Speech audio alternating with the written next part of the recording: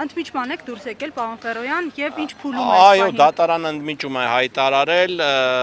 լսել է դատավարության կողմերին, այսինքն վարույթն իրականացնող մարմինը ներկայացրել է իր դիրքորոշումը,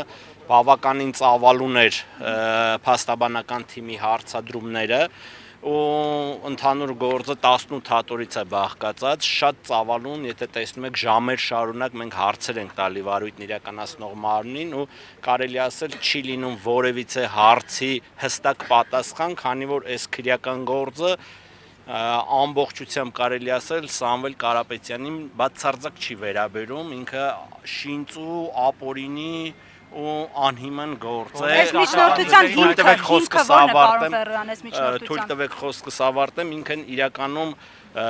բացարձակ անհիմն է, 18 հատորից գործ է բաղկացած, բայց 18 հատորից որ էջը ասում ենք թերթեք եւ ցույց տվեք ինչ կապ ունի դա Սամվել Կարապետյանի հետ, որևիցե ձևով չեն կարողանում հիմնավորել, լրիվ երրորդական, չորրորդական ինչ-որ այսպես ասած ձևակերպումներ եւ հիմնավորումներ են ներկայացնում։ Իմ խորին համոզմամբ վարույթն իրականացնող մարմնի միակ հույսը նրա վրա է, որ դատարանների նկատմամբ ինչ-որ ենթադրյալ ճնշումներ բանեցնել կլինի կամ չգիտեմ ինչ-որ միջոցներով իրենց հաճո որոշումներ ստանան, օրինակ ես խորը հիասթափված եմ, ճիշտ է իմ խոսքը այդ ժամանակ մի քիչ բարբառային էր, հա, որ ասեցի վճռաբեկ դատարանին բզել են, որոշում են ստացել, բայց դա համենայն դեպս այս գործով առավել քան փաստվում է իմ խորին համոզմամբ, որ այդ հապճեպությամբ վճռաբեկ դատարանը չէր կարող նման որոշում տալ եւ դատարաններին, եթե չբզեն, թողեն իրանք իրականացնեն արդարադատություն, վստահ եմ մենք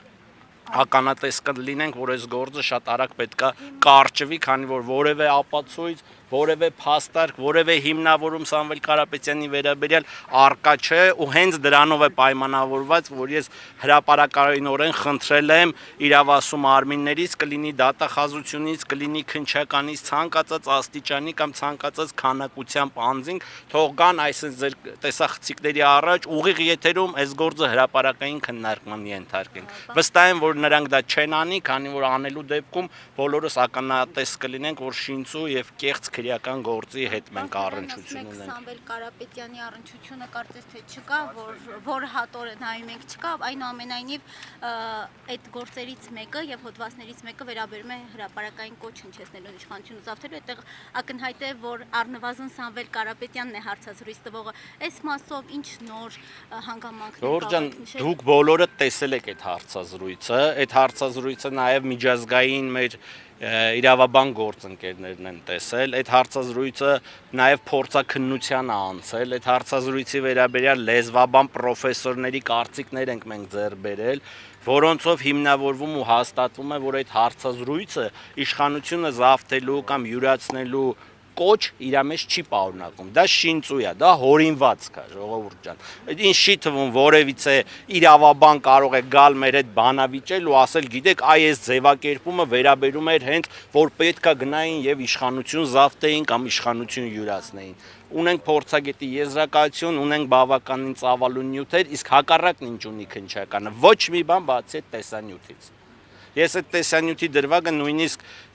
չեմ էլ ցանկանում այդպես խորը քննարկման առարկա դարձնել, քանի որ ինքը ընդհանրապես զուրկ է որևէ փաստարկից, այսինքն որևէ անգամ դատարանը իր որոշման մեջ գրել էր օրինակ այն փողերի լվացման դրվագին, ես անդրադարձա, գրել էր, որ զուրկ է ողջամիտ բանականությունից, եթե չեմ սխալվում, այդ ողջամիտ բառը շատ տեղին օգտագործել էր դատարանը, կոչերի դրվագը նույնն է, որևէ կերպ չի հիմնավորվում։ Խոսքս փոխանցեմ իմ գործընկերներին։ Առավել շատ քննարկման առարկա